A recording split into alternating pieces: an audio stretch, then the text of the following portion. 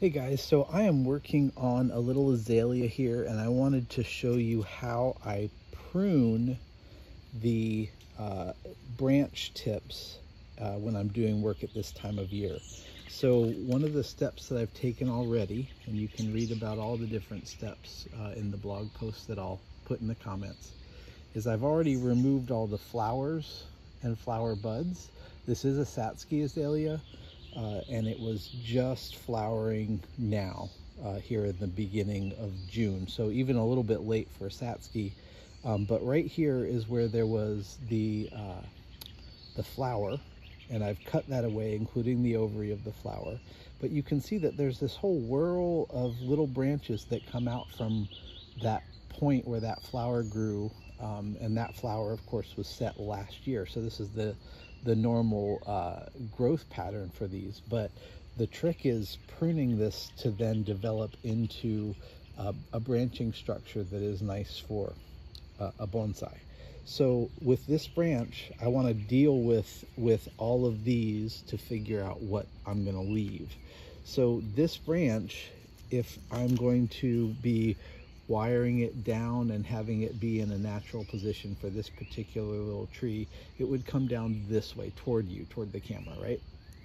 So what I want to do is get in here and look at this whorl and remove the branches that are going to be going in a direction that would not be appropriate when wired down slightly. So if I am thinking about this as coming down a little bit more, I've got this branch and this branch in a lateral position, and so that's perfect. And so I want to remove the others, and I want to cut back these little leaves that are going in all these different directions from the base of that whorl that grew last year. You can trim a little more of that base of where the flower was growing, get those extras off. I've got a little extra leaf right in the middle there that was from last year, and some right at the base of these. Those can be removed as well.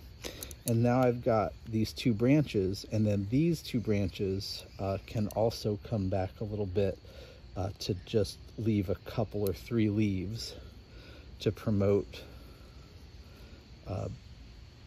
short internodes branching and ramification. So here, where there's just a few leaves at the end of that one, and come back on this one so that there's just a few leaves on that one. I'm going to remove that one from the top.